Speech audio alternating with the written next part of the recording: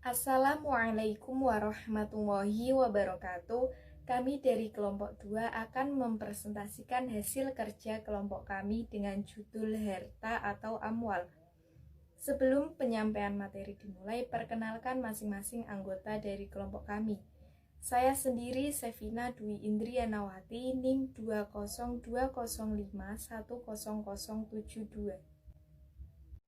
Nama saya Wijela Nelmuna, NIM 20205100073. Assalamualaikum warahmatullahi wabarakatuh.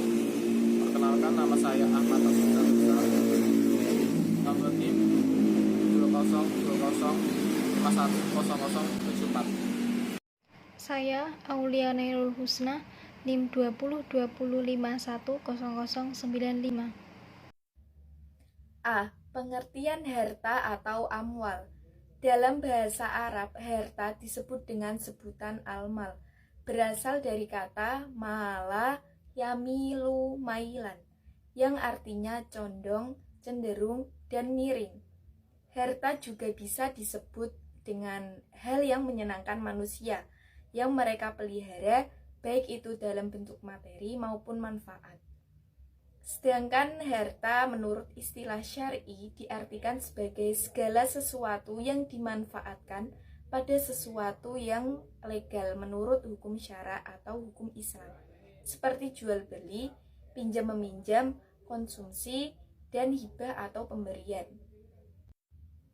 Adapun pengertian harta secara istilah menurut ahli fikih, yaitu yang pertama menurut ulama Hanafiyah, harta adalah segala sesuatu yang mempunyai nilai dan dapat dikenakan ganti rugi bagi orang yang merusak dan melenyapkannya. Yang kedua, menurut ulama madhab Maliki, harta adalah hak yang melekat pada seseorang yang menghalangi orang lain untuk menguasainya dan sesuatu yang diakui sebagai hak milik secara uruf atau adat. Yang ketiga, yaitu menurut ulama madhab Syafi'i, harta adalah sesuatu yang bermanfaat bagi pemiliknya dan bernilai. Yang keempat, yaitu menurut ulama madhab Hambali, harta adalah sesuatu yang mempunyai nilai ekonomi dan dilindungi undang-undang. B. Ruang lingkup harta. Menurut fuqaha, harta terbagi menjadi dua unsur. Yang pertama yaitu unsur aniyah. Unsur aniyah adalah harta dalam wujud nyata. Yang kedua yaitu unsur uruf. Unsur uruf adalah segala sesuatu yang dipandang harta oleh seluruh manusia atau sebagian manusia. Tidaklah manusia memelihara sesuatu kecuali menginginkan manfaatnya, baik manfaat madiyah maupun manfaat ma'nawiyah. C. Kedudukan dan fungsi harta. Kedudukan harta dalam ayat-ayat Al-Quran. Harta termasuk salah satu keperluan pokok manusia dalam menjalani kehidupan di dunia, sehingga para ulama usul fikih memasukkan persoalan harta dalam salah satu ad-daruriyat al-khamsah, 5 keperluan pokok yang terdiri atas agama, jiwa, akal, keturunan, dan harta. Dalam ayat-ayat Al-Quran, harta memiliki kedudukan antara lain: 1. Harta sebagai amanah dari Allah Subhanahu wa Ta'ala. 2. Harta sebagai perhiasan hidup yang memungkinkan manusia menikmatinya dengan baik dan tidak berlebihan. 3. Harta sebagai ujian keimanan.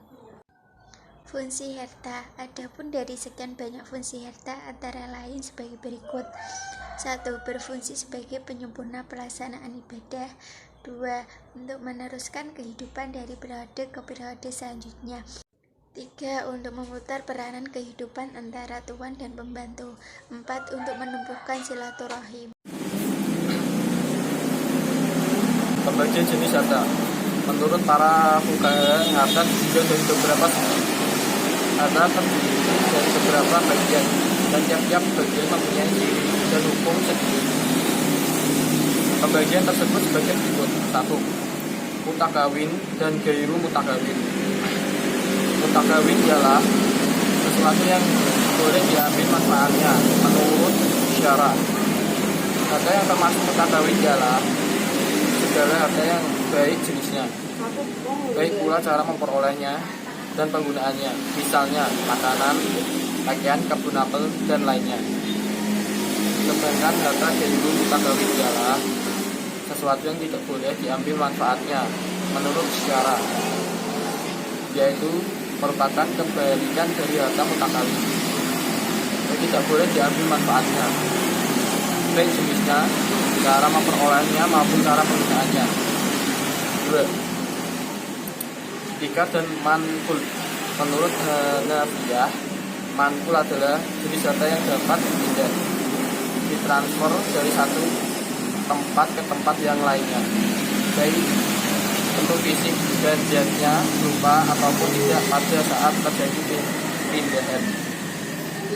Sedangkan ikar adalah harta yang tidak dapat dipindah dari tempat satu ke tempat yang lainnya, seperti tanah, rumah, taman, gedung, dan lainnya. 3. Mithli dan kilmi. Al-mal al-mithli ialah harta yang memiliki persamaan, kesetaraan, dan kesamaan di pasaran. Tidak ada perbedaan pada bagian-bagiannya dan kesatuannya. Harta mithli terbagi atas 4 bagian, yaitu harta yang ditakar atau al-makilat, harta yang ditimbang atau al-mauzunat, harta yang dihitung atau al-adadiyat, dan harta yang dapat diukur dan memiliki persamaan atas bagian-bagiannya atau al-ziro'iyat. Al-mal al-kilmi adalah jenis harta yang tidak memiliki padanan, dan jika terdapat persamaan antara satu dengan yang lain, maka nilai jualnya berbeda. 4. Istihlaki dan istikmali. Al-mal al-istihlaki adalah jenis harta yang tidak bisa dimanfaatkan kecuali dengan merusak atau merubah bentuk dari barang tersebut. Al-mal al-istikmali adalah harta yang dapat digunakan tanpa harus merusak bentuk fisiknya, seperti rumah kontrakan, perkebunan, kendaraan, dan lainnya.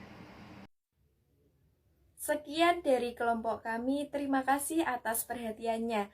Apabila ada kesalahan kami dalam penyampaian materi, mohon dimaafkan.